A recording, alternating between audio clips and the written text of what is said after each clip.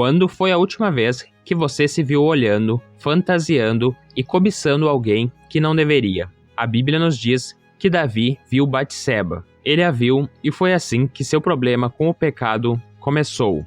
Muitas vezes, são as coisas que vemos que nos afetam muito além do que podemos imaginar.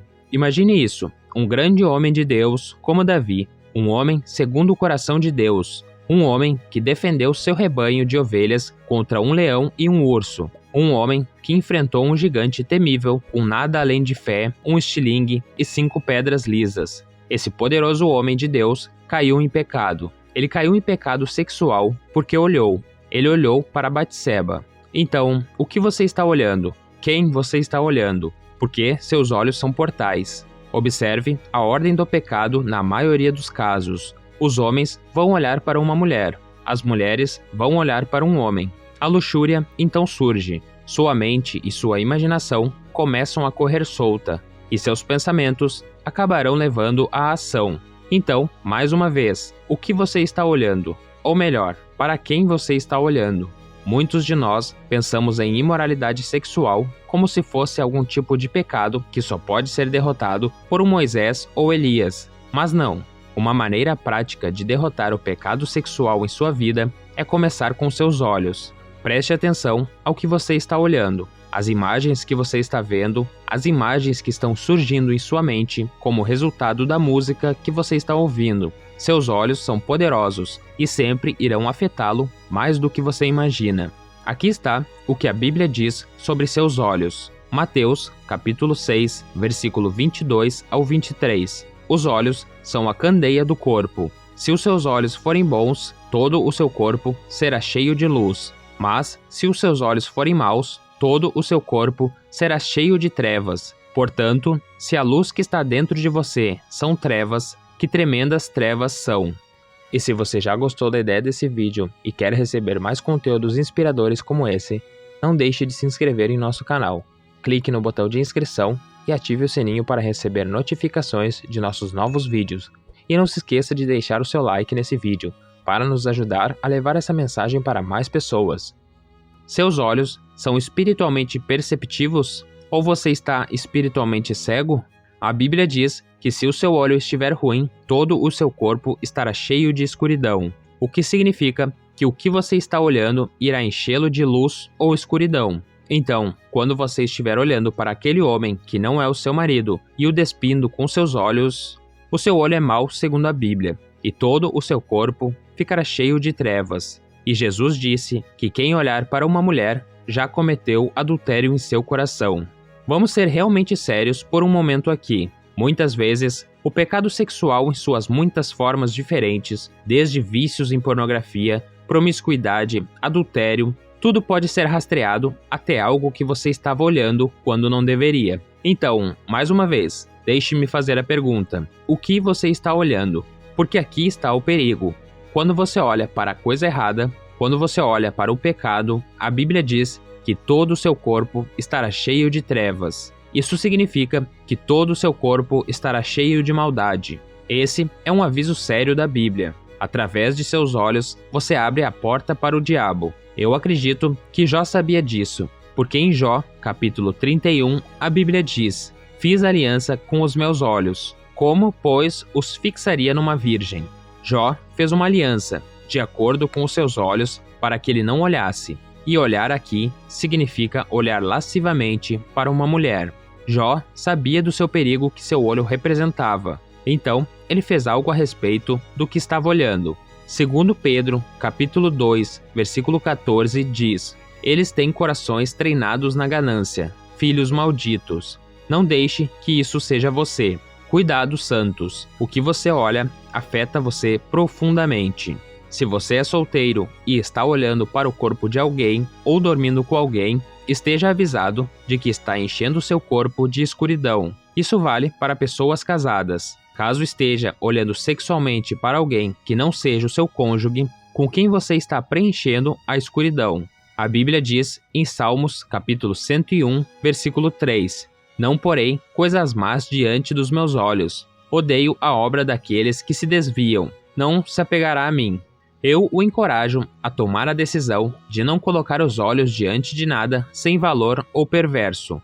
Em vez disso, coloque seus olhos em Jesus Cristo. Assim, você será liberto da imoralidade sexual. A Bíblia afirma que os olhos são a lâmpada do corpo. Então, se o seu olho estiver saudável, todo o seu corpo estará cheio de luz. Sejamos um povo cheio de luz, a luz do Evangelho, a luz de Jesus Cristo. Você realmente tem que lutar para permanecer puro. Desde o início dos tempos, Deus criou o homem e a mulher e propôs que fossem unidos como uma carne só nos sagrados laços do casamento. A Bíblia explica isso em Gênesis capítulo 2, versículo 24. Portanto, deixará o homem o seu pai e a sua mãe, e se apegará à sua mulher, e serão ambos uma carne.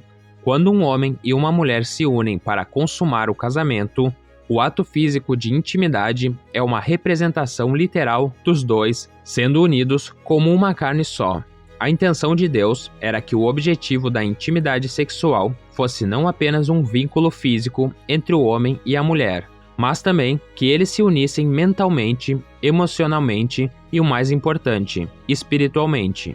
Uma união santa, perfeita e imaculada diante de Deus é um vínculo poderoso criado entre um homem e uma mulher que nunca foram maculados ou corrompidos por sexo antes do casamento ou paixão equivocada.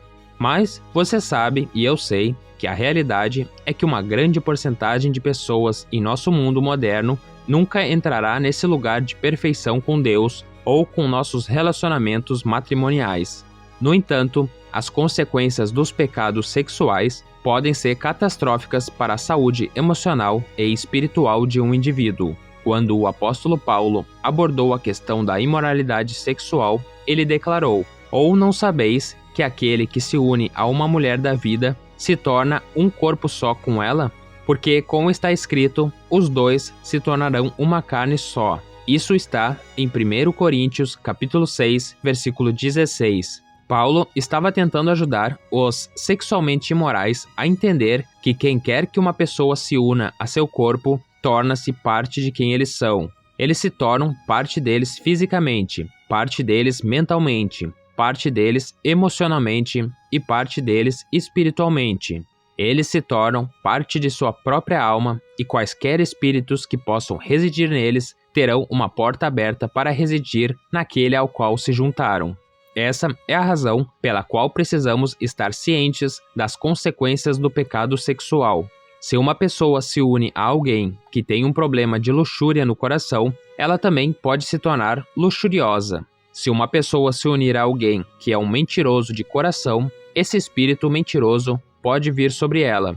Se uma pessoa se juntar a alguém que está cheio de medo, esse espírito de medo pode invadir a sua vida e impedi-la de se tornar tudo o que Deus deseja que ela seja. Mas, se uma pessoa se unir apenas com aquela a quem ela decidiu dar a vida toda dela, e se ela dedicar um tempo para realmente conhecer essa pessoa antes dela, então Deus pode e irá abençoar a sua vida.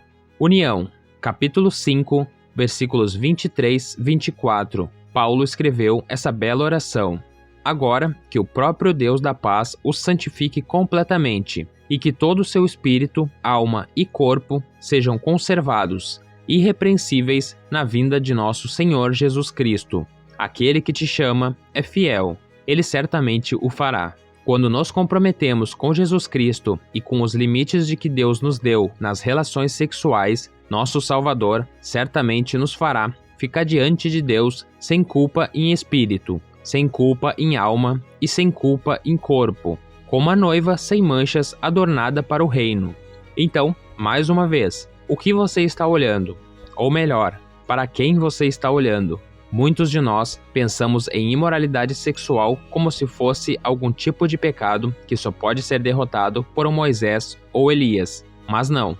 Uma maneira prática de derrotar o pecado sexual em sua vida é começar com seus olhos. Preste atenção no que você está olhando, nas imagens que você está vendo, nas imagens que estão surgindo em sua mente como resultado da música que está ouvindo. Seus olhos são poderosos e sempre irão afetá-lo mais do que você imagina. Aqui está o que a Bíblia diz sobre seus olhos. Mateus, capítulo 6, versículo 22 ao 23. Os olhos são a candeia do corpo. Se os seus olhos forem bons, todo o seu corpo será cheio de luz. Mas, se os seus olhos forem maus, todo o seu corpo será cheio de trevas. Portanto, se a luz que está dentro de você são trevas, que tremendas trevas são. Que Deus te abençoe. Amém.